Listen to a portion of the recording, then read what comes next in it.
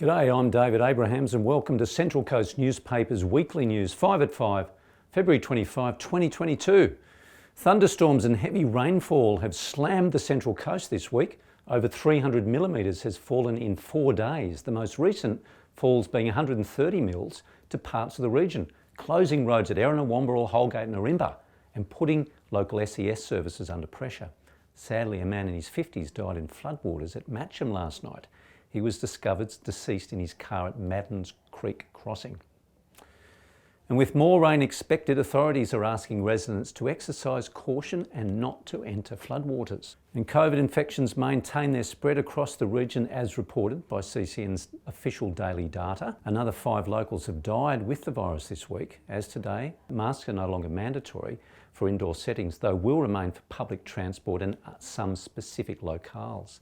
See our daily update for details. And local commuters were caught in the crossfire this week in an industrial dispute between the New South Wales Government and the Train, Tram and Bus Union. Workers arrived at work only to find that the network had been closed down by management over safety and operational fears. The network is up and running again, though timetables may be affected. And all future offshore oil gas exploration will be banned along the New South Wales coast. In an announcement by Deputy Premier Paul Toole, the Deputy Premier didn't specifically mention the existing PEP 11 proposal, which still awaits formal refusal. We spoke with Adam Crouch, Parliamentary Secretary for the Central Coast. The announcement by Deputy Premier Toole effectively bans offshore exploration across the entire New South Wales coast, of course, including the Central Coast. So what this does, David, it doesn't just shut down PEP 11, but it also says to any other prospective mining company or exploration company, don't bother coming to New South Wales because it will never be approved. And Central Coast Council Administrator Rick Hart has ruled out a sale of Council's water and sewer assets this week as a way to pay off debt. Instead, he has requested a change in legislation to clarify the confusing dual accounting lines. If they paid $1.4 billion for it, assume that for a moment, then we would be writing off approximately $2.4 billion. That would amount to the biggest fire sale there's ever been in the history of local government in Australia, and I would suggest a record that would stand for a very long time. See the full story in this week's papers and online. And sexual consent will be taught in all schools from next year. Central Coast P&C Council spokesperson Sharon Brownlee praised the changes, saying the addition to the curriculum nicely complemented the anti-bullying and anti-harassment teachings.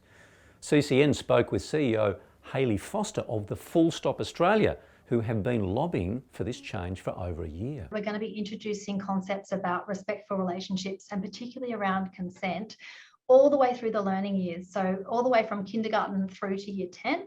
And that means that people are going to get more comfortable about having those conversations around consent and also understanding power dynamics and how to have healthy relationship dynamics, particularly around their first intimate experiences. And the Mariners have left Melbourne with a touch of bitterness after suffering 2 painful losses this week against Victory and City. The good news is Lewis Miller is back in the available player list after reportedly suffering a gash on the top of his foot due to Lecky's challenge late in the game. Mentally, it was a tough night for everybody, but look, the boys are resilient and we can't control what we can't control, and some things are totally out of control like they were on Tuesday night. So extremely disappointed from the last 2 games, but I think everyone can see the boys put in 2 great performances. Words can't really explain what happened against Melbourne City, but I think everyone else can see what happened, and it was totally unjust.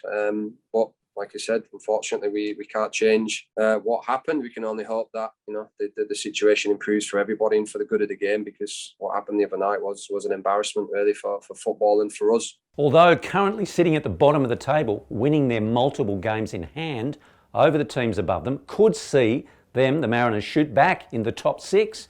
A lot rides on their Saturday night away fixture against Adelaide United. And all of these stories, written by local journalists from the region's largest newsroom, can be found on our news website without a paywall, as always, and in this week's print editions of Coast Community News, Coast Community Chronicle and the Pelican Post.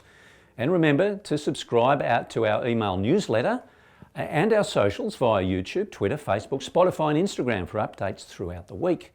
And we leave you this week with a look at a new high-tech development in a restaurant in Gosford, where robots are being trialled to the amusement of many in the establishment.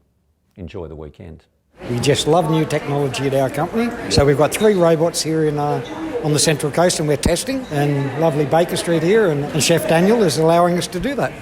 People tend to think this thing has its own feelings. They say thank you and goodbye to it as well, which we find interesting. A compadre down in Victoria said they received their first tip from a customer, which we just thought was incredible as well.